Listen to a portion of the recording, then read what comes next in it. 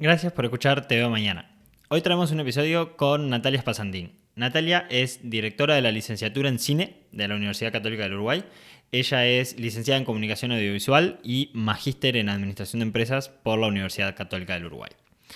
Con Natalia hablamos de la salud mental en la construcción de narrativas cinematográficas, hablamos de las implicancias al producir un guión para cine y de crear personajes, de crear historias, la responsabilidad al contar estas historias en relación a la salud mental y también la evolución del entendimiento de las enfermedades mentales a lo largo de la historia y cómo hoy juzgamos películas que fueron hechas hace 50 años en contextos totalmente distintos. De todo eso y mucho más. Si te gusta el episodio, te invitamos a darle me gusta al podcast, a seguirnos en las redes, a suscribirte al canal de YouTube, que todo eso nos ayuda a crecer y a seguir llegando a más personas y a poder seguir derribando tabúes, que al final es lo que buscamos hacer con este podcast. Este podcast fue grabado en el Centro Ignis de la Universidad Católica del Uruguay. Ahora sí, te dejo con el episodio. Natalia Spasandín, gracias por acompañarnos en Te Veo Mañana. ¿Cómo estás? Muy bien, muchas gracias a ustedes por invitarme. Una alegría arrancar la mañana con esto. Buenísimo. ¿Cómo estás, Gastón? Muy bien, muy bien. Muy feliz de poder hablar de estos temas que a mí me encantan. Grabando a una hora no poco habitual para nosotros. Sí. Pero bueno, con un cafecito y a Sí. meterle a la mañana. Natalia, sos directora de la licenciatura en cine de la Universidad Católica. Es correcto. De nuestra casa, digamos. De nuestra casa Ahora de que estudio desde este año, porque estamos transitando nuestro primer año de existencia. Claro, la licenciatura es nueva. Se abrió, Porque sí, era en marzo 2024. Claro, porque antes estaba como integrado con comunicación audiovisual, podríamos decir. Digamos que hay muchas formas de llegar al cine. Durante mucho tiempo en la UCU, la carrera de comunicación era como un camino muy claro para llegar al audiovisual y al cine, y lo sigue siendo. Pero desde hace un tiempo la universidad planteó que también había como suficiente camino como para abrir un trayecto, un programa de entrenamiento, que al final del día una carrera es eso, es un programa de entrenamiento específico para la gente interesada en el cine. Y bueno, ahí lo presentamos el año pasado, lo presentamos al MEC, se abrió, y este año hay 24 chicos que están cursando la primera generación. Muy felices. Bueno, genial. Felicitaciones. Gracias. Tremendo desafío.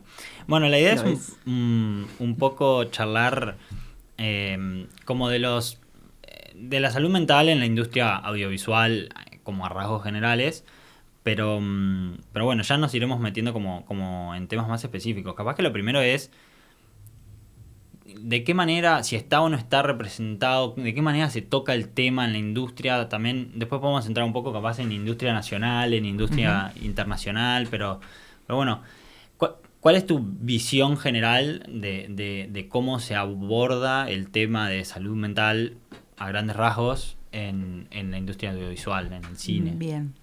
Ahí hiciste una cosita, pusiste una palabra, o empezaste a hablar de la palabra industria, que es un poquito distinto quizás con lo que venía pensando, o lo que me provocó la invitación en líneas generales, porque uno puede pensar el cine desde el cine como conjunto de representaciones, ¿no? Entonces, cuando me preguntaron, vení, si quería venir a este espacio, yo les dije, miren que yo no soy experta en ese tema, en, cómo está representada la salud mental en el cine.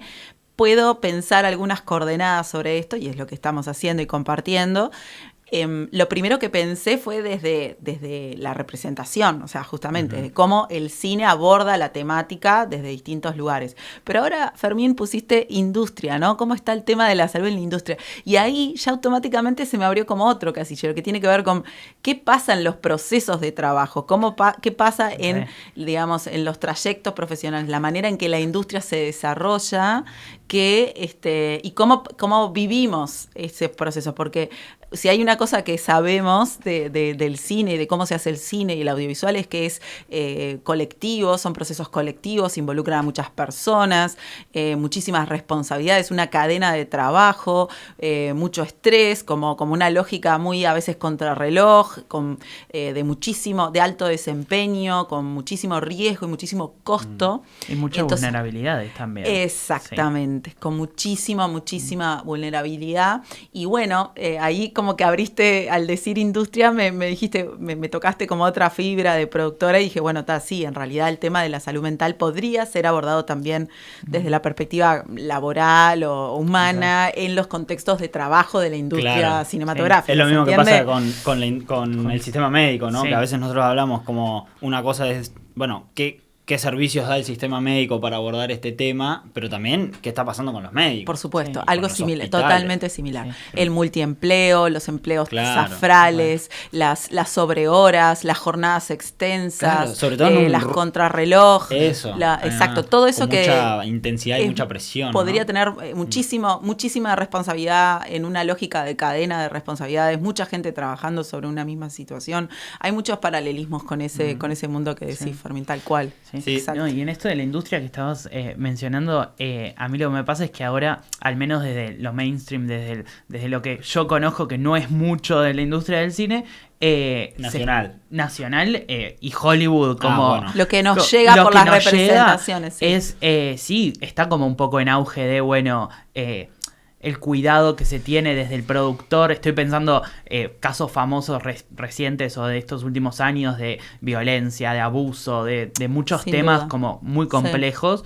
Y lo primero que se me vino a la mente fue este rol que no sé si es nuevo, pero de cuidado, sobre todo para escenas, no sé, de contenido como más sensible, ya sea de sexo, de violencia, en específico. Sé que hay un rol que es algo con intimidad. Sí, coordinador de intimidad. Eso, que claro, yo muy fan de todo lo que es más rioplatense, y había temas que se trataban como... que vos decís, bueno, el consumo de droga, la violencia, no sé, violencia de todo sentido, psicológica, física, y eso también le genera como al actor o a la persona que está encarnando eso, ese viaje o que está frente a la cámara, como algo en sí que es... no sé, a veces por lo menos invisibilizado, que creo que está bueno como mencionarlo, que si bien no eran por donde veníamos pensando, fue como, es verdad, y es algo que creo que está mucho más hablado que esto de la representación, o al menos está como arriba de la mesa de decir, bueno, hay un problema ahí. Ahí, sí, sin duda, tal cual, hay un tema de que a veces... uno recibe la película, digamos, o el contenido como un hecho finalizado en la mayoría de los casos. Obviamente uno sabe luego de backstage y todo eso, pero o se anuncia que se va a hacer una película y la gente entra en modo expectativa pero en realidad uno lo recibe como un hecho finalizado. Cuando uno va hacia atrás se da cuenta que un proceso de una película involucra muchísimos años de trabajo con muchísimas personas, una cadena bien compleja. Y claro, si uno empieza como a intentar identificar el componente de la salud mental en cada como nivel, sí, se empieza como a generar o sea, no nos va a dar el rato que tenemos hoy para hablar de esto, claramente. Veníamos bromeando de que una hora quizás era mucho y resulta que no, es un tema bien complejo porque claro, se cruza con lo... Vos estabas hablando del coordinador de intimidad, que eso tiene que ver con cómo se hacen las puestas en escena y se trabaja con los actores para lograr determinadas cosas. Y hay casos espantosos en la historia del cine de cosas que no se hicieron de esa manera, incluso que se engañaron a los actores y se los puso en situaciones comprometidas o violentas o se les hizo pasar cosas espantosas. Muchísimas historias de esas. También hay millones de historias donde las cosas funcionaron bien, pero bueno, también la historia es una construcción, entonces se recuerdan y se denuncian por razones obvias de tratar de reparar o por lo menos como hacer que esto no vuelva a suceder, ¿no? Tiene sentido. Pero también hay como todo otro contexto, además de las figuras de los actores, que son las que están más a la vista del público. Hay otros momentos y procesos donde la cadena de producción empieza como a tensionar o se presta para abusos de poder o relaciones asimétricas o relaciones con personas de distintas edades que empiezan a ejercer justamente poder, que eso es lo que deriva en abuso y también condiciones de trabajo que no necesariamente tienen que ver con una cuestión abusiva de una persona, o sea, como de un malo contra alguien débil, ¿no? Sino que tienen que ver con lo coyuntural o lo estructural de determinado proceso industrial. Por ejemplo, el cine es como una industria de prototipos. Todas las veces que hacemos algo es como una vez que se hace, no se replica luego exactamente el mismo proceso, no se puede. Entonces, estás a veces como en una lógica de casos excepcionales y todo es excepcional y lo zafral es muy inestable en algunos niveles y si la industria o determinado sector no está muy estable, de repente lo laboral se desajusta, entonces las personas tienen horarios desajustados y eso de repente tienen como, bueno, acá tengo que dejar todo y tengo que laburar todo porque no sé si voy a poder laburar después y entonces el desajuste puede venir desde otros lugares que inestabilicen a la persona y que, digamos,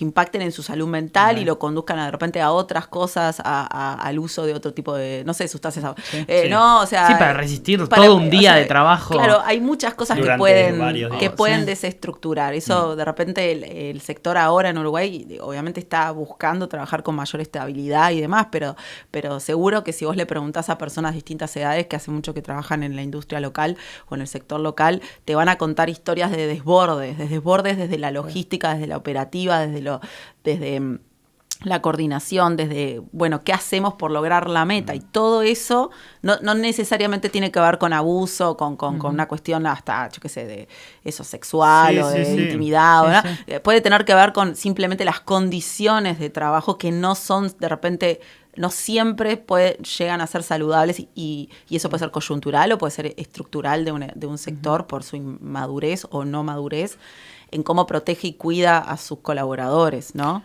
Sí. Esos vínculos de colaborador, ya decir colaborador en el trabajo ya implica como upgradeado, ¿no? O implica como estar parado en un lugar de te valoro, sos mi proveedor, yo qué sé, pero sos mi colaborador, colaborás con mi objetivo. Eso es una noción más como no contemporánea, de repente te vas un poco para atrás en cualquier industria y la persona que limpia, que hace el aseo en los baños, no lo sienten como un colaborador de la empresa, lo sienten como la empleada que limpia el baño. Sí. Entonces, ahí empiezan a pasar cosas que de repente igual impactan en la salud mental y que no tienen que ver con relaciones de asimetría o de cuestión más sexual o abusos. Y que no son tan visibles, porque lo que también charlábamos era que quizás el actor después tiene una voz o tiene un lugar o tiene... es visible en la obra final, en el resultado final, lo otro no. Lo otro también se sufre y bueno, capaz que, no sé, ese ayudante de director o productor o lo que fuese, no tiene un espacio donde pueda decir, me pasó esto. No, y a veces lo que se llama a veces los derechos de piso y todo eso, ¿no? A veces la juventud a veces se desborda en eso tratando también de satisfacer y de como, bueno, hay como ganarse un lugar. Sí. Eso no es solo del sector audiovisual, o sea, me parece que es como algo que de vuelta, que tiene que ver con este componente industrial y con esta cuestión más del mundo de lo laboral, pero volvamos a la premisa que era como decir, bueno, ¿qué pasa con el cine y la salud mental? Y en realidad ahí la primera pregunta que traía Fermín, que era la que veníamos hablando un poco, es decir, bueno, ¿está o no está representado? ¿Está o no en el mundo del cine,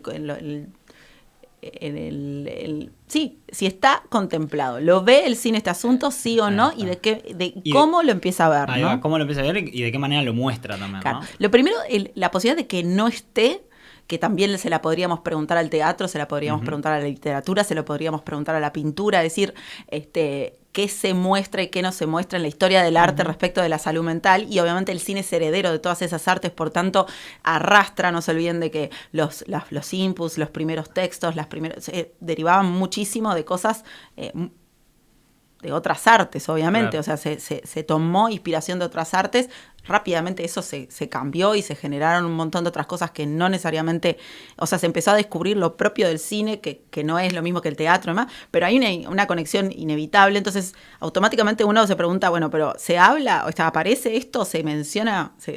¿Lo vemos? ¿El cine muestra estos temas? Y la verdad es que sí, que los muestra, ¿no? Lo que pasa es que quizás no muestra todo el panorama, ¿no? Y ahí usted tendrá Gastón un marco teórico mejor para esto, pero sí, bueno, todas las variantes o todas las situaciones estarán o no contempladas de la manera como si agarraras una guía de salud mental y vieras punto por manual de todos los diagnósticos. Y tampoco creo que, digo, esto es un absurdo, ¿no? Si agarraras el manual y empezaras, check, hay una peli para cada tipo de esquizofrenia, Ojalá fuera tan trastorno. Ojalá fuera tan fácil como tener un manual y lo loco seguir es el que paso creo a paso. Que en esto de la creación muchas veces se cae en eso, se cae quizás en bueno, mostrar todo este listado de sintomatología de cierto trastorno y bueno, y que lo cumple como un checklist y es loco después ver también del lado uno que tiene como este marco teórico un poco más trabajado de decir, pero eso no se presenta así realmente. Y me ha pasado mucho, sobre todo últimamente, que se muestran como mucho más trastornos o se trata de dar luz sobre ciertos trastornos o ciertas cosas que van pasando, en la cual ves un manual traducido a la pantalla. Bien. Pero para, antes de ese manual, corregime si me equivoco, porque estoy segura que si vos agarrás un manual del 2024, o sea, si existe ese manual ¿no? O por lo menos ponele guía para identificar o lo que fuera, seguro es un listado, y si te vas a un manual de 1920, es otro. Y eso también da cuenta del asunto, porque a veces como que se aborda el cine como una cosa como homogénea, fija, y en realidad también ha tenido sus 120 años de existencia, yo qué sé cuánto, y ha evolucionado. Entonces seguramente el cine ha abordado el asunto, seguramente ha omitido cosas, por eso está, quizás no de la manera, con la etiqueta, con el código, con el nombre propio que puede tener hoy, porque también la psicología ha cambiado esos nombres, porque ha evolucionado su forma de entender la salud mental, no solo la psicología, toda el área de salud, ha entendido cosas que antes no entendía. Antes metían todos en una bolsa, no sé, los raros, y ahora, yo qué sé, no sé, les reconocen otro tipo de... Le ponen un nombre, ¿no? Ponerle el nombre es darle como existencia también. Entonces, yo creo que también pasa eso. Yo creo que ha estado siempre la salud mental porque es inherente a las personas, y en la medida que hay personajes representados, aparece. Lo que quizás no está es con la categoría, con el tag, con el nombre propio de la época contemporánea. Y eso también da cuenta de un cambio, y hay que entenderlo así. El cine no está fijo y abstracto no se va del tiempo, es fruto, cada obra es hija de su época. Claro. Y de las personas que le hicieron en esa época. Entonces, por tanto, seguramente manejan esa misma relación. Entonces, si Psicosis se para en un lugar de que era, no sé, esquizofrenia, bueno, en esa época de repente la esquizofrenia se manejaba de esa manera, quizás se distancia si alguien hace el estudio y en esa época no se trataba así ni se hablaba así, y en realidad Psicosis se distancia de la conciencia temática generan profesional de la época, mejor dicho, ¿no? Pero a lo mejor no, a lo mejor es lógico entender el contexto de cómo se veía la salud mental y la esquizofrenia en la época de la producción de Psicosis, ¿no? Lo particular ahí es que eso genera sentido común también, porque vos estabas hablando de Psicosis y por mucho tiempo, si vos... incluso en los manuales y en los textos contemporáneos a las películas esas y donde se hablaban ciertos temas, se creía que lo que se veía era realmente lo que pasaba. Entonces, por mucho tiempo, no sé, si vos hablabas de una persona psicótica, se venía a la imagen esa representación. Claro, porque, ¿sabes la diferencia? Ahí está buenísimo lo que decís, tal cual. La diferencia entre Psicosis y el manual ese de psicología de 1900... ¿Cuánto fue Psicosis? En el... Debe ser 50 y algo, ¿no? Sí. Pero bueno, ponele... Ya te digo. Ya lo vamos a saber. ¿Qué tan rápido sos googleando datos? 1960. 1960, barro. Ponele que está Psicosis 1960 y un manual de psicología de 1950. ¿Sabes cuál es la diferencia? Que hoy Psicosis es un clásico. Ese manual lo tiraste a la basura. Exacto. Porque ese manual caducó. Y a menos que haya sido como innovador, tan innovador desde la perspectiva de la psicología, que uno lo guarde como, sí, no Freud. sé, claro. Salvo que sea Freud, que hay uno o dos autores como él. Exacto. Salvo que sea Freud y que lo tenés como en un altar y hay gente que lo sigue adorando cual santo. Salvo ese, el otro lo tiraste a la basura. En cambio, Psicosis se volvió un clásico y lo seguís viendo hoy y no te cuestionás que hubo una evolución conceptual sobre la salud mental y que de repente... No, lo ves como un clásico del cine, lo contemplás como una obra clásica y justamente el atributo de que sea clásico quiere decir que es atemporal, que le reconocemos valores atemporales. Entonces, ahí está eso que es distinto a compararlo. Sí. Es un poco ingrato compararlo con un manual porque el manual tiende a evolucionar y cambiar y es lo que pasó. Y la pieza quedó fija, no la reeditaron ni la reguionaron, si bien le hicieron un remake exacto y todo eso, no quedó, digamos, fija en el tiempo y como un regalo para la humanidad. Entonces, claro, cuando la ves desde el marco teórico que tenés hoy, desde digamos, el mindset que generaste, el marco teórico actualizado, la nueva ¿no? Sí, es injusto para la obra después. Es un poquito injusto para Hitchcock, pero igual no creo que le importe. Pasa un poco parecido con el humor, ¿no? O sea, el humor de hace 10 años era una cosa, el humor de hace 20 era otra cosa. Y bueno, ¿hasta qué punto vos podés jugar el humor de una persona de hace 20 años, el chiste que hizo una persona hace 20 años, con los igual se intenta, ese creo que es un tema. Creo que hay en esto con los clásicos, esto del humor, creo que se intenta juzgar igualmente. Se recontra juzga. Pero hasta qué punto, se cancela. Pero hasta qué punto es justo juzgar a alguien por un chiste de hace 20 años cuando todos estamos de acuerdo todos estábamos de acuerdo de que los estándares del humor eran. Pero bueno, no me quiero ir por ese tema porque un día llamamos a un comediante y hablamos de eso. Sí, en realidad le va a pasar lo mismo que esta conversación que es genérica sobre el cine. ¿Cómo está o no está? Que es la primera pregunta que nos hace. ¿Está o no está representado? Entonces, ¿y dónde empieza a estar? Entonces, si uno piensa en los géneros, ¿no? Los géneros cinematográficos, que son grandes categorías de organización, ¿no? O sea, vamos a aclarar por las dudas, o sea, hay muchas formas de definir géneros, pero la forma más fácil que les podría decir es como las categorías de las góndolas, ¿no? Cuando uno entra a un supermercado, encuentra góndolas y el sistema necesita ordenarse para distribuir. Entonces genera góndolas que son los géneros, que básicamente también son... ¿Por qué una cosa está en una góndola y no en otra? Porque comparte atributos con lo que está ahí en la misma góndola y más o menos igual vos tenés que en un lado de la góndola hay alguna cosa con una variación. O sea, hay zonas grises, hay fronteras entre góndolas y demás. Entonces, ¿dónde está la salud en los géneros, no? ¿En qué género? Entonces yo buscando, ¿no? Le pregunté al ChatGPT, gran amigo con el que charlamos diariamente, le digo, ¿hay géneros asociados estrictamente definidos por el tema de la salud mental? Y en mi mente mi respuesta es no, tanto así como un género clásico definido por la salud, no. Yo estaba buscando como componentes y tal cual, como buen reflejo de mí misma, el chat me devuelve que no uno tan así, por más que ahora están usando otros sistemas de tags y no de géneros en las plataformas y eso, hay como etiquetas, los géneros están como... Las categorías están cambiando, y entonces dice, no, pero están distintos componentes. Entonces me tiró algunos que dije, sí, tenés toda la razón del mundo, chat, querido amigo mío. Psicodrama, thriller psicológico, melodrama, terror psicológico, drama médico-social, cine experimental o surrealista. Claro, son todos géneros o subgéneros o betas de géneros donde el tema de la salud mental entra en juego, ¿no? Porque si yo te digo, vamos a ver un psicodrama, o sea, ya sabés que viene por ahí, ¿no? Hay algún thriller psicológico, ¿no? El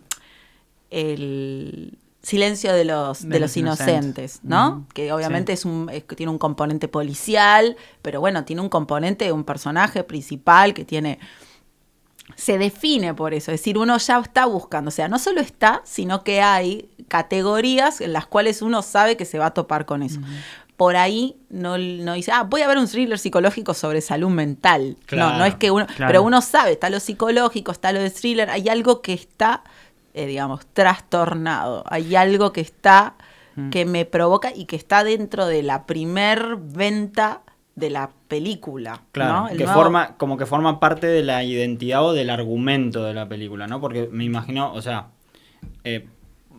puede estar en la concepción de la historia, en el argumento, en lo que sucede, pero también puede estar como desde otras aristas, como características de personajes, como cosas utilizado también. Como cosas que le pasaron a personajes, pero que que afectan a la historia, pero que no son parte principal de la historia. Sí, exacto. Esto en modo simple, también de vuelta, como de lo simple a lo complejo, que es una buena forma para a veces pensar las cosas, o por lo menos a mí me ayuda.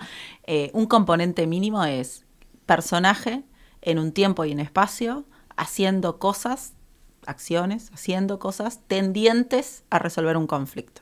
Esos son los mínimos componentes de una historia, ¿no? Digo tendientes a resolver un conflicto porque los conflictos no necesariamente se resuelven. Por lo menos no necesariamente se resuelven en la película, puede quedar como en suspenso, o en la vida. Ahí me matas. A veces porque puede haber una parte 2 y ahí sufren los que quedan ahí tipo... ¡ah! No siempre se resuelven dentro de la película, ni en la siguiente película, ni en la siguiente, sino que a veces no se resuelven, porque hay cosas que en la vida sabemos que no se resuelven, o por lo menos en nuestro tiempo de vida no se resuelven. Hay gente que hay situaciones que no se resuelven nunca. O sea, digo, no me quiero poner mística, pero bueno, está. O sea, una conversación pendiente con una persona que fallece no se resuelve a menos que uno crea en otras. Pero bueno, se entiende como que hay conflictos que pueden estar planteados desde la narrativa como que no se resuelven. Entonces, que no quiere decir que la película no tenga un final. La película va a tener un final porque todo, digamos, dura 1 hora y media y va a tener un final o una parte que le vamos a reconocer como final, pero el conflicto puede no resolverse. Puede ser inherente al personaje o puede ser un conflicto vital que realmente no se puede resolver, ¿no? Un conflicto de la humanidad. O sea, el conflicto de la injusticia, hasta ahora la humanidad no lo ha podido resolver. O el conflicto, yo qué sé, los conflictos bélicos, uno diría que se resuelven, pero la guerra en líneas generales hasta ahora la humanidad no lo ha podido resolver, erradicar, por así decirlo, o el hambre, o sea, hay cosas que pueden ser, ¿no? Y eso estoy hablando de cosas enormes, pero cosas pequeñas como la que acabo de decir, temas pendientes que frente a una imposibilidad de un fallecimiento de un personaje no se resuelven, la película no se hace cargo. Esto lo digo porque esos son los componentes mínimos y la salud mental puede estar ubicada en esos lugares, puede ser una característica, o se me ocurre, ¿no? Digo, puede ser una característica que defina al personaje, ¿no? Que dé cuenta del personaje, que se use en el guión para poner el personaje, para digamos, que no se desarrolle. Este es el personaje, viene así, viene con esto. Es el loco del pueblo, es, ¿no? Desde lo más cómico, paródico, es el personaje extraño del pueblo, es el loco inventor, el loco genio, es el rarito, es el no sé qué, pero ya viene como atributo, ¿no? Como, yo qué sé, la princesa joven y linda, el príncipe valiente, no sé qué, el loco, no sé qué, no sé cuánto. O sea, viene como cerrado, sellado, y ese personaje juega en un contexto con esa propiedad. Esa es una forma muy típica, ¿no? Seguro que están pensando en algún ejemplo. Yo tengo muy mala memoria, pero seguro están pensando en un ejemplo donde ya la película empieza con un personaje que tiene esa cualidad. Y la salud mental, ahí su locura, su raye, su esto, su aquello, con signo divertido, con signo positivo, negativo, con signo querible o no querible, está dado por defecto. Y otra cosa, por ejemplo, es que esté puesto en un contexto, que es más difícil, pero un contexto de pérdida de salud mental o de ¿no? locura masiva, de repente en algo de ciencia ficción, en un futuro distópico, alguna situación como de pandemia general, estado general de distorsión, puede estar en el tiempo y en el espacio, en el contexto, esa cuestión, esa distorsión, o puede ser parte de un trayecto, de un conflicto que se desarrolla, o un trayecto de un personaje, ¿no? Entonces, alguien que está diagnosticado de alguna enfermedad que tiene que, digamos, sobrellevarla, o, vamos a decirlo así, un personaje que teniendo determinado diagnóstico, tiene que lograr algo que es como contrario a lo que le habilita ese diagnóstico, ¿no? O sea, tiene que vincularse con alguien, pero tiene una situación, un diagnóstico que justamente se centra en que no puede establecer vínculos, ¿no? O se lo dificulta, sí. Entonces, la gracia de la película es ver cómo el personaje se enfrenta a algo, porque un conflicto es una fuerza opositora. Entonces, la enfermedad puede ser parte de la fuerza opositora, todo o parte de la fuerza opositora. De bueno, en la típica de ¿no? Chico conoce a chica y chico quiere conocer a chica, esa es la fórmula eterna que se ha variado 1000 veces. Bueno, ¿qué tiene que hacer? Y bueno, puede tener que competir con otro, o con otra, con lo que fuera, por el mismo recurso, eso es un conflicto externo, o tiene que ser superar sus propias batallas. ¿Y cómo es el conflicto interno? Y bueno, se relaciona mucho o se puede relacionar con salud mental y con las propias carencias, que algunas pueden ser simplemente madurez, digamos, ¿no? Joven, primera vez que hago algo, miedo a fracaso, miedo al ridículo, son todas cosas que no necesariamente tienen que ver con un estado de digamos, con un diagnóstico, sino de problemática. O vejez, Claro, pero hay otras cosas que pueden tener que ver con... Enseguida se me vino a la mente, ¿sabes cuál? Afterlife, que es una serie que hizo Ricky Gervais. Fallece... yo soy muy fan de los spoilers, perdón. Fallece su esposa y tiene que lidiar con eso. Sí. Pero empieza así, es Afterlife, es la vida después de la muerte de su esposa por cáncer y cómo él sobrelleva la situación. Es excelente porque tiene mucha sensibilidad, toca muchas cuestiones de salud mental, del duelo, de cómo una persona lidia con eso. Y además tiene mucho humor. Mucho humor británico, medio sassy, ¿no? Ácido. A mí lo que me pasaba mientras estabas hablando, Natalia, es que estaba pensando como en dos niveles. En el nivel del personaje y del conflicto y no sé si la palabra es utilizar, pero que esté presente la salud mental a ese nivel. Y después cómo la salud mental también es una herramienta para esto que decías de las categorías para llevar adelante. Por ejemplo, en una película de terror... la salud mental o características que tenemos todos de que sabemos que, no sé, cierta música, cierta cosa nos genera como ese temor, también es una herramienta, o no sé, un miedo a generar un trastorno, o un miedo, esto hablábamos de psicosis. La psicosis en ese momento era como generaba un temor de me vuelvo loco, el volverse loco. El volverse loco. Entonces... y creo que también el terror, más allá del asesinato de los personajes o lo que fuese, genera también como esa sensación de, puede ser el vecino que me encuentre. Entonces eso como que también siento que es como a otro nivel, más allá de el conflicto que le pasa al personaje o el conflicto de salud mental. Es como una herramienta que es... Creo que un poco feo decirle herramienta también, pero que también ayuda a... Una herramienta a nivel del guión. Exacto. ¿Okay? Porque de vuelta, nosotros ahora estamos hablando de dispositivos discursivos, ¿no? Me pongo como Danta, le robo palabras al profesor Danta. Y a lo mejor las estoy usando mal, Danta, perdón. Pero básicamente es un texto el cine, ¿no? Es un discurso, puede ser un conjunto de discursos o bueno... Es decir, no estamos hablando de una situación dentro de lo real, estamos hablando del mundo de las representaciones, y el mundo de las representaciones es todo ficción, es todo construcción, es todo, no es como...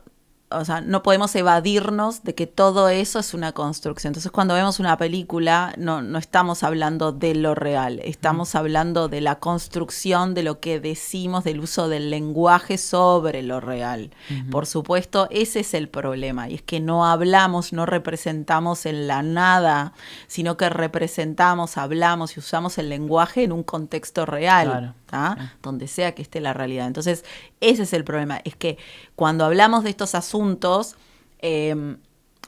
y representamos estos asuntos, no lo hacemos en una bomba del vacío, o sea, una cápsula vacío donde separados de todo. Entonces lo hacemos desde lugares donde, desde una conversación que ya está iniciada y que es bien compleja sobre estos asuntos, desde una sociedad que vive y sufre y que le pasan cosas sobre estos temas.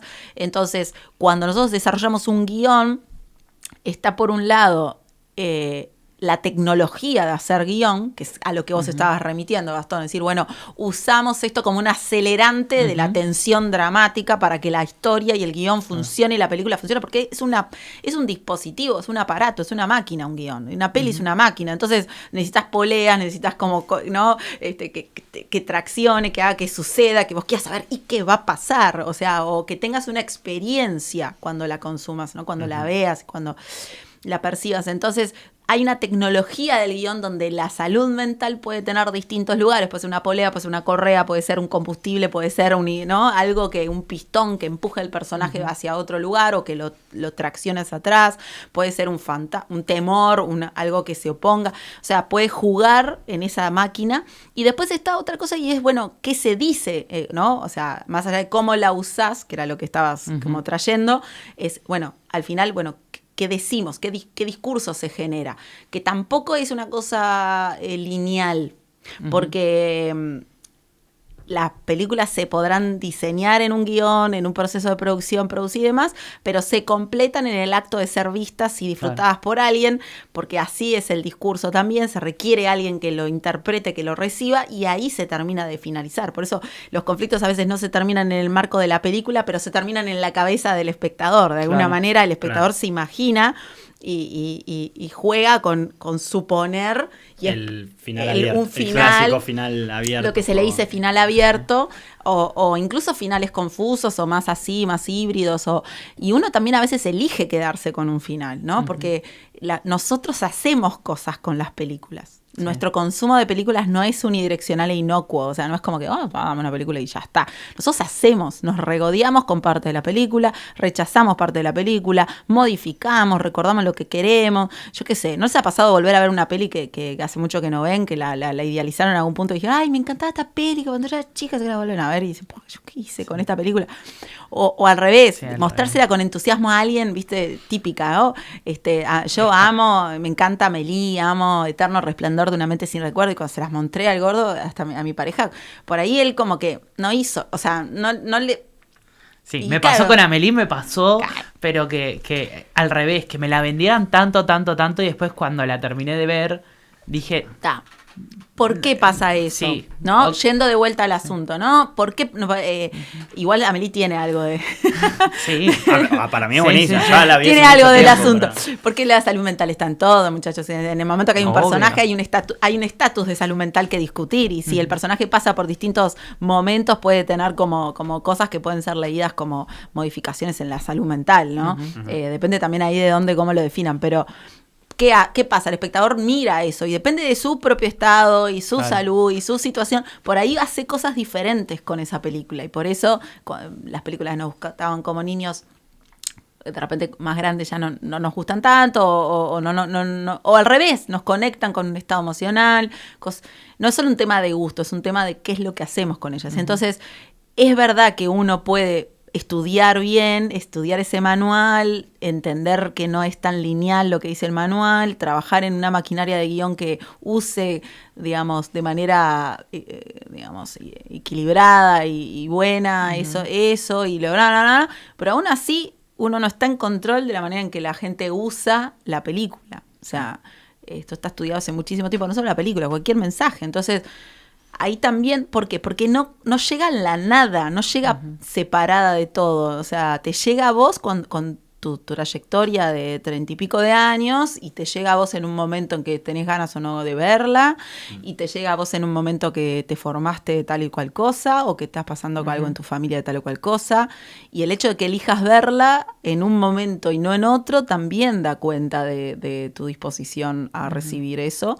Y bueno, va a haber como un diálogo ahí, un pacto se dice, también, que va como a poner el lugar de la salud mental en distintos lugares, ¿no? Va a recolocar, mejor dicho, la salud mental en distintos lugares, porque si la película hace un pacto más de corte documental, ¿no? Y eso puede estar ya dicho desde el inicio, esto es un documental que ya viene consigo, esa palabra trae un pacto que es...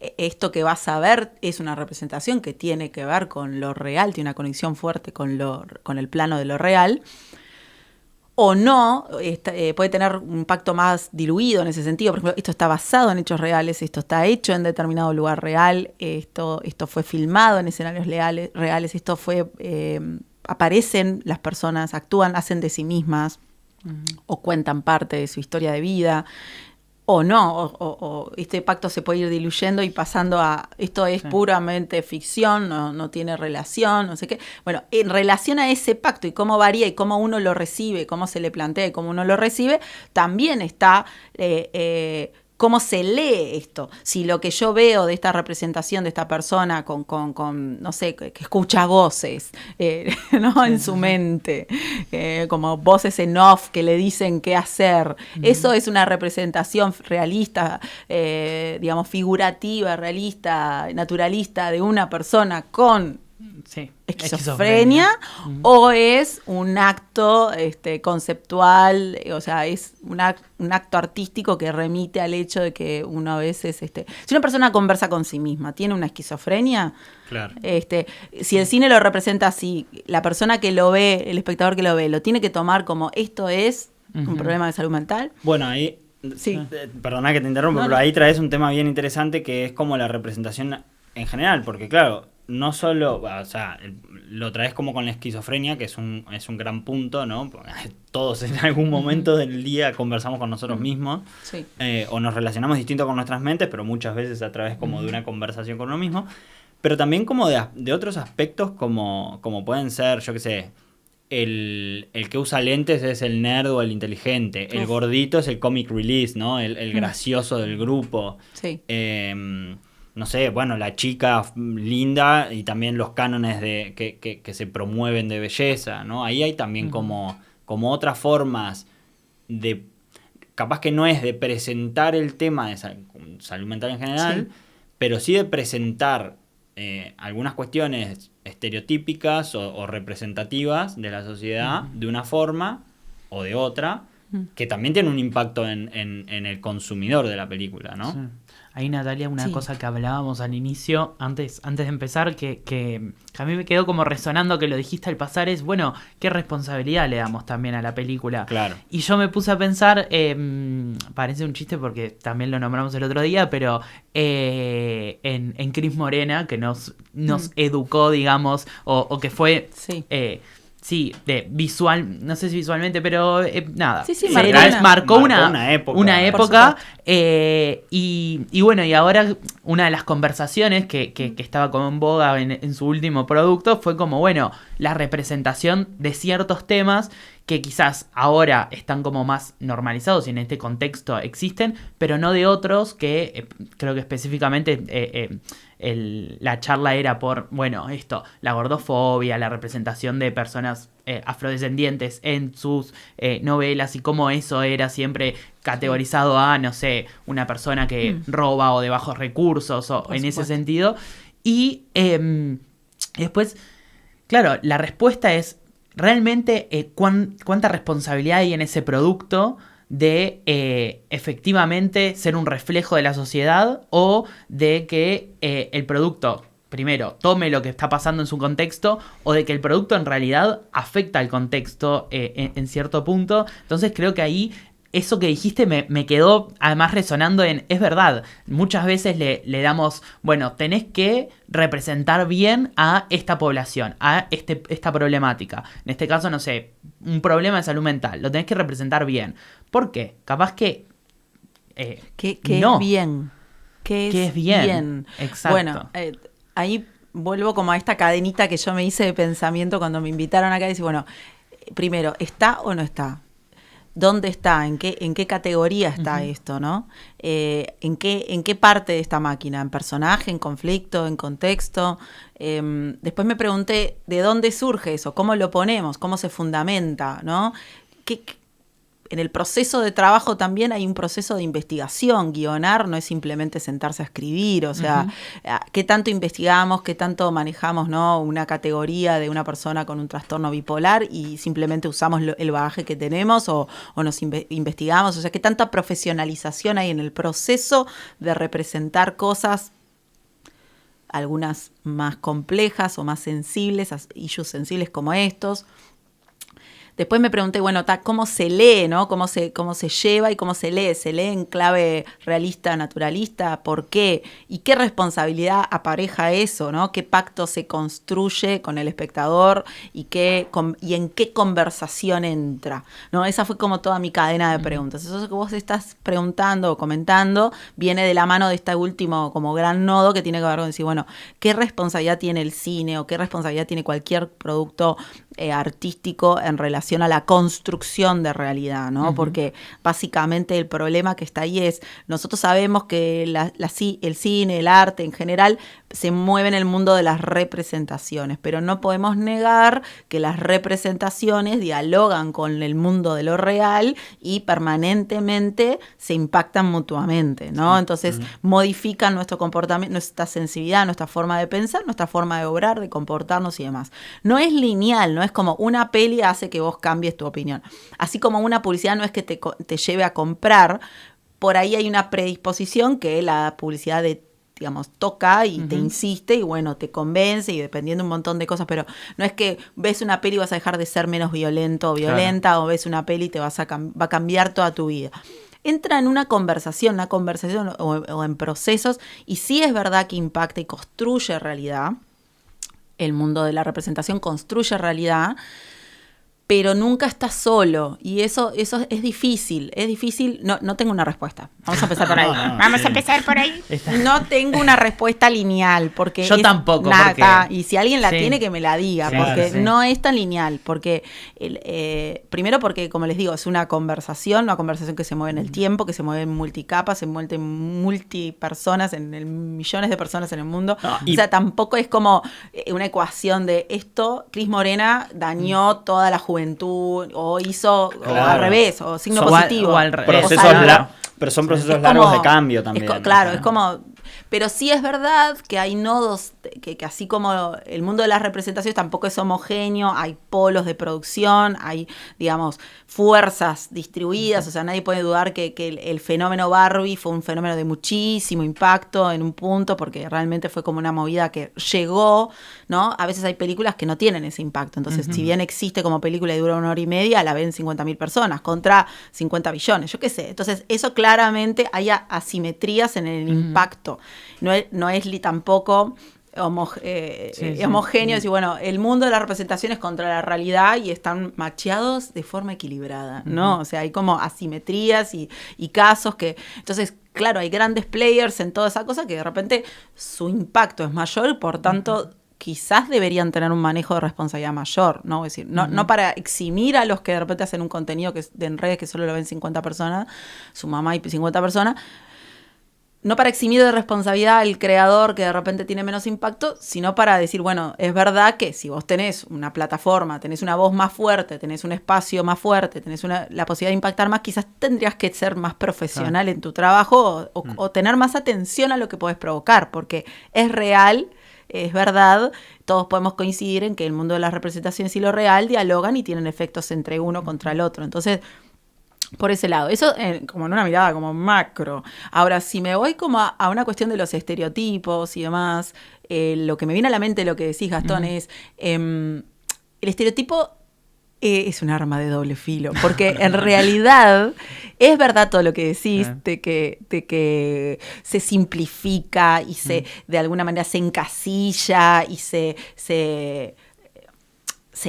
y seguro que alguien, todas las otras palabras que se les puede ocurrir, las relacionan como algo negativo o en todo caso...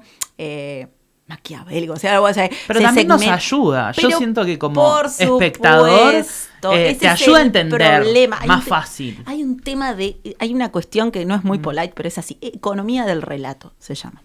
La economía del relato es todas esas reflexiones que tienen que ver con ser eficiente discursivamente. Entonces, si yo...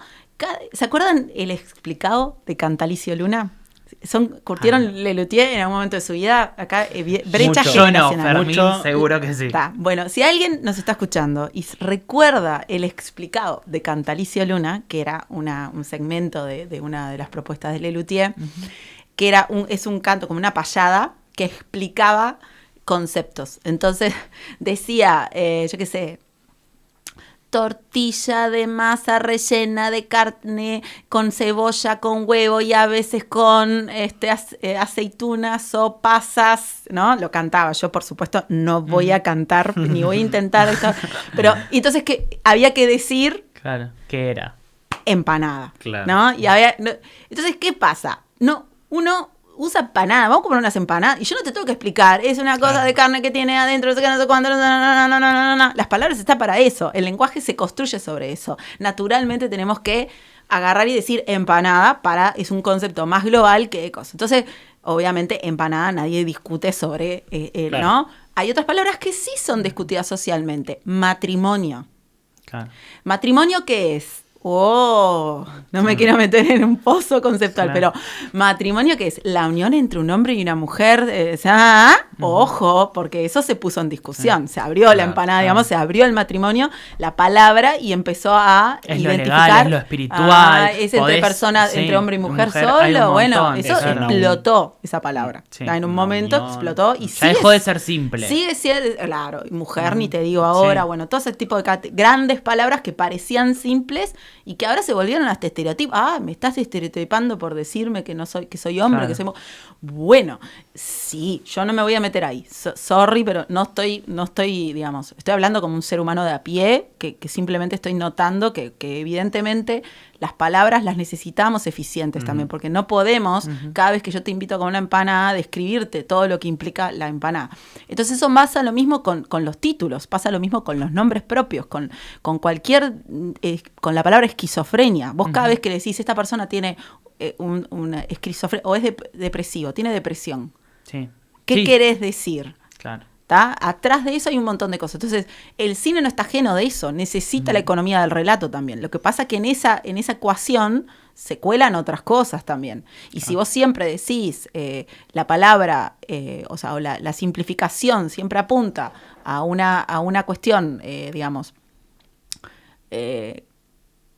si de alguna manera siempre limita el concepto o lo Sí, o lo banaliza, lo o banaliza, va a la definición burda de algo. Exacto, lo caricaturiza, ahí va. empieza a pasar eso. Pero evidentemente, por eso digo que es un arma de doble filo, porque nosotros necesitamos a veces que en un solo plano, o en dos, o en una sola escena, vos entiendas de qué es este personaje, de qué va.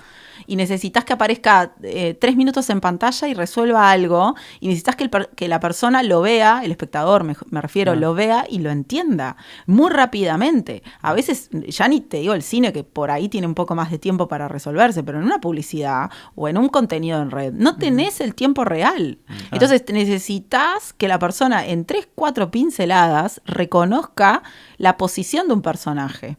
¿Y eso cómo se da? En la simplificación, muchachos, no hay otra manera, o sea, porque si no que te tengo que leer la Biblia del personaje cada vez que va a aparecer un personaje nuevo. Claro, ¿cómo saco esta frase y pongo un objeto que me lo diga, por ejemplo? O sea, no existe no es tan fácil, no existe, siempre existe, ¿vale? El lenguaje es infinito en ese sentido, pero es muy difícil. Por eso digo, es verdad que hay una estigmatización, es verdad que hay una simplificación excesiva, es verdad que a veces eso seguramente no siempre proviene de un accionar consciente, a veces proviene de un accionar inconsciente, un accionar poco profesional o una falta de investigación, ¿no? Pero también puede venir de bueno, a veces se requiere en determinados tipos de, ¿no? O sea...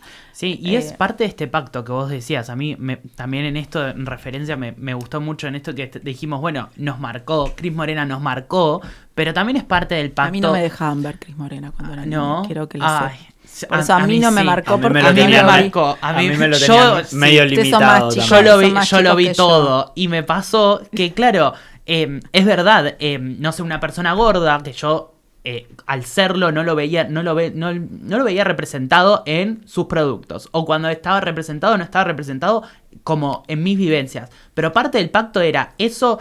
O sea, yo ahora con una mente de adulto lo entiendo, pero parte del pacto de su producto para conmigo como espectador no era verme representado en su producto, sino es verme representado, no sé si representado, pero entender la historia, ver otras cosas que también siento que cuando mencionaste como ese pacto implica como una responsabilidad de ambos lados. Por de supuesto. Yo te doy este Por producto. Supuesto. Bueno, es un contrato. Vos elegí pacto o contrato. Exacto. También se le dice. Los contratos tienen por lo mínimo 2 partes. Claro. Sí, y yo un poco también elijo qué tomar y qué no, y qué decir. Si estás preparado. Exacto. Y ahí es donde empiezan estas cuestiones de asimetrías y vulnerabilidades, y que si siempre, ¿no? Al final la gotita de agua eroda la piedra, ¿no? O sea, si vos insistís sobre un asunto de una cierta manera, y ahí es donde está la fuerza del estereotipo, que es como una fuerza un poco o sea, como como cuando se te duerme. Sí. Adormecedor, o sea, claro, es como que no, porque esa zona como que se duerme y no se abre, y vos como que la recibís como empaquetada y no la abrís y no la cuestionás, y esa es la parte donde, porque el estereotipo a veces se lee desde como la lógica de las minorías vulneradas, pero el estereotipo está en todos lados, o sea, lo usamos para cualquier cosa, como mecanismo de simplificación, como mecanismo de economía de relato, lo usamos en todos lados, o sea, les digo, hasta en la empanada, o sea, el lenguaje se construye con esa lógica de alguna manera encapsular en palabras muchas otras cosas, y es lo que nos ayuda a decir, bueno, vos sos Gastón, vos sos Fermín, yo soy Natalia, los nombres propios funcionan así. ¿Te acordás de Natalia? Natalia, no sé qué, no sé cómo, que hasta le podemos asignar un montón de cosas a una Natalia, a un Fermín, a un Gastón, o sea, operamos así por un tema de economía, no podés hacer doble clic sobre cada cosa, entonces es inherente a la maquinaria discursiva. Después, ¿qué pasa? ¿Hasta dónde se usa eso? ¿Cómo se usa? ¿Hasta dónde llega? ¿En qué conversación entra este discurso? ¿Quién la recibe? ¿Qué tanto está preparado? ¿Qué busca de la experiencia cinematográfica o audiovisual? ¿Qué espera? Sí, ¿en qué etapa vital porque está? Porque no también. es o sea, si bien ha sido usado así, no, el cine en un sentido estricto no se consume como una especie de adoctrinamiento, o sea, no es una pastilla que te tomas todos los días, o sea, no es un remedio, no tiene una obligación didáctica, no tiene una obligación formativa, no tiene una obligación de salud, o sea, no es, de vuelta, no es una píldora que te tomas todos los días para corregir algo. Entonces, en ese sentido, es como difícil que le planteen o que le exijan eso. Ahora, también, de vuelta, no seamos inocentes, construye realidad, impacta, tienen un poder enorme sobre personas que de repente sí buscan. Quizás vos no buscabas verte reflejado en eso, pero sí es verdad que muchos jóvenes lo hacen. O porque lo podés ver en otros lugares también. Entonces, creo que también eso es lo lindo, como de que existan también otras miradas, de que quizás yo no lo veía representado ahí, pero sí en otras películas, en otras series, en otros contenidos, y entonces ahí sí encontrarse. Creo que estamos muy tendiendo a esperar que los contenidos sean todos muy parecidos, todos muy políticamente correctos, todos muy... Entonces, siempre estamos yéndonos para ese lado, y es complejo, porque tiene que haber una película que nos ponga con algo incómodo.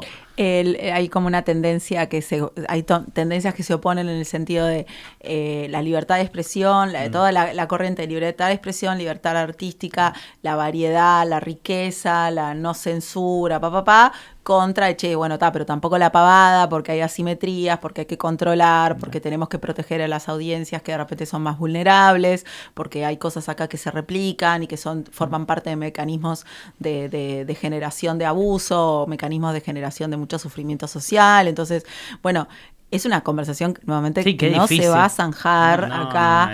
Hay dos impulsos, o sea, esa gente que prohíbe libros o que reescribe libros clásicos, bueno, ¿qué está haciendo? Está quemando libros, o sea, está purgando el discurso social.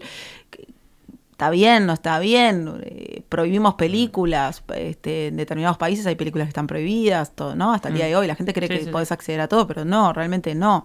No accedemos a todo. Además, que partiendo del punto de que si elegís una plataforma, accedes a lo que la plataforma te presenta. Elige, cura, está todo curado. Y además hay un algoritmo que selecciona las cosas que te muestra más.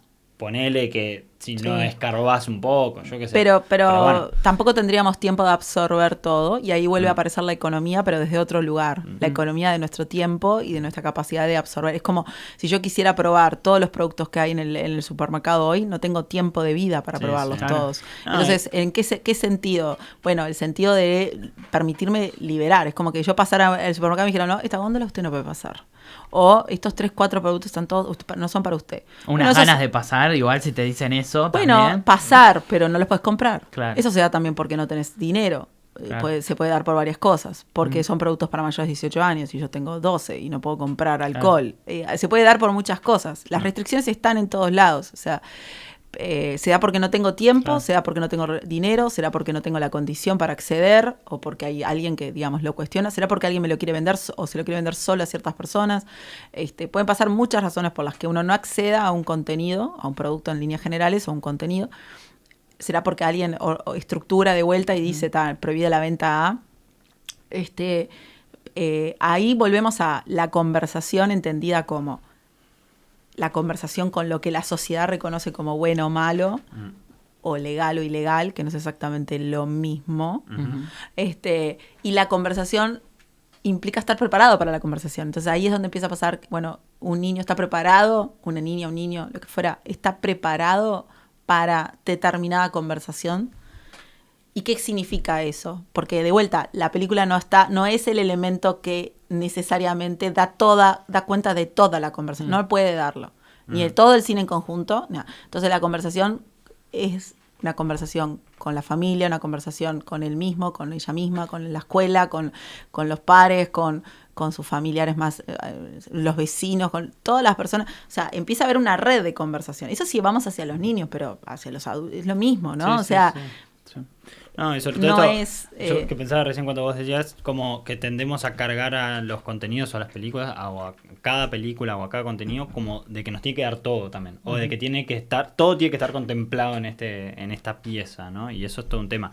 Y también con eso del pacto de las dos partes, bueno, también es mi responsabilidad como espectador utilizar lo que esta película o este contenido me está diciendo y cuestionarlo. También, no es necesariamente aceptar que no hay una persona gorda, entonces tiene que ser así. Que entiendo que después volvemos, ¿no? Todas esas conversaciones. ¿Estás preparado para tener esa conversación, esa reflexión sobre lo que estás viendo? ¿Sos niños, sos adolescentes? Bueno, da para mil cosas y lo de la libertad también y la responsabilidad me parece que es un tema alucinante, que vengo pensando en eso hace bastante tiempo, no tanto en el cine, pero sí en lo que es contar historias, generar contenido, tuitear desde ese punto. Twitter es todo un mundo en esta discusión. Pero bueno, nada, no. ¿Se nos fue el tiempo? Sí, se nos fue. Va a haber que generar más instancias para eso, digamos. Buenísimo. En realidad, nada, como para cerrar, ¿qué habilidades buscan como promover desde la carrera? Y capaz que si a alguien le interesa estudiar cine, como ¿dónde puede encontrarlo eso? Y ya...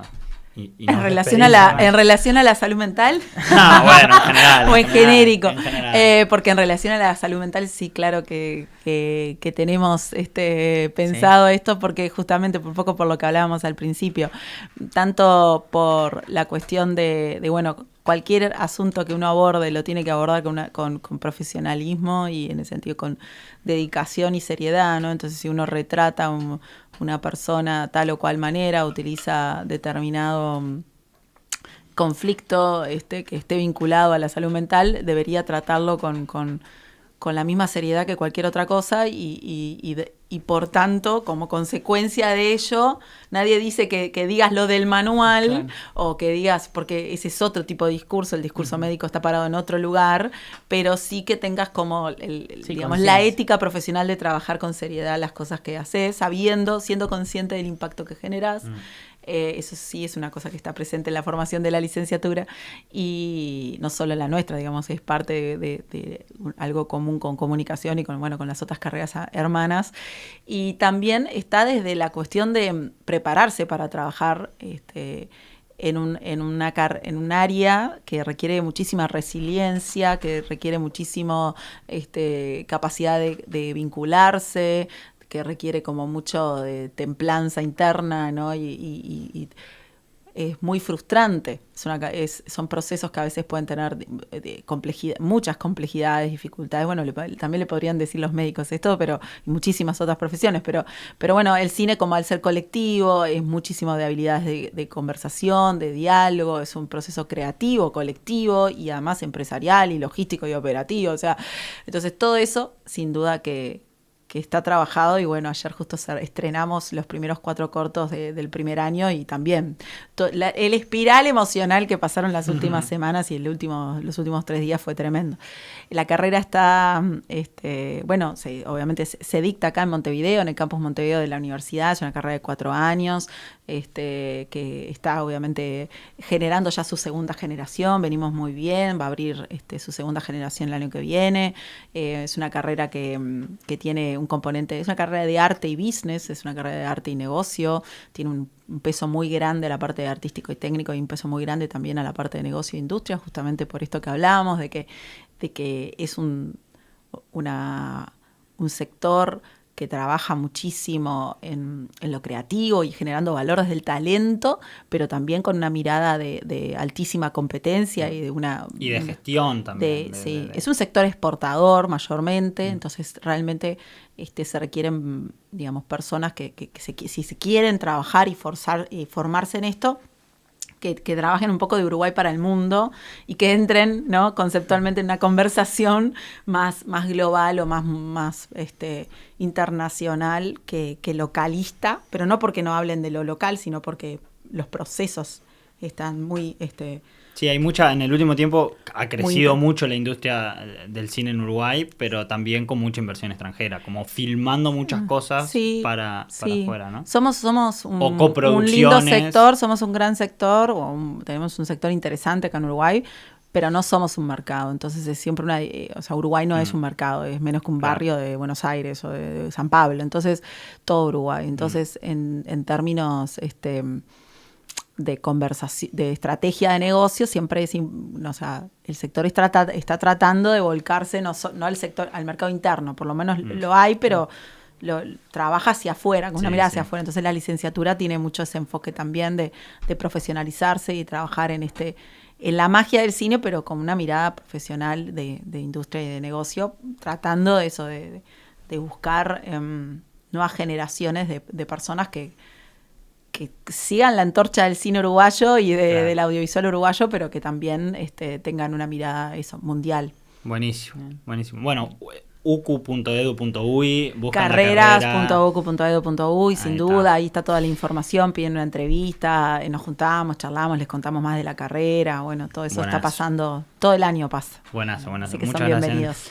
Natalia, esto comentarte a vos, es parte, porque bueno, estos logros no son de uno solo, pero artífice de que todo esto esté acá, que funcione como funciona y de que nosotros estemos acá, porque también es mi link inicial con este espacio del Centro Ignis, así que muchas gracias, nos has cumplido un objetivo que era poder tener un estudio, salir de nuestras casas, así que grabar con colchoncitos en el fondo. Lo celebro, me alegro mucho por ustedes y les agradezco nuevamente la invitación, un placer compartir esta mañana con ustedes. Muchas gracias.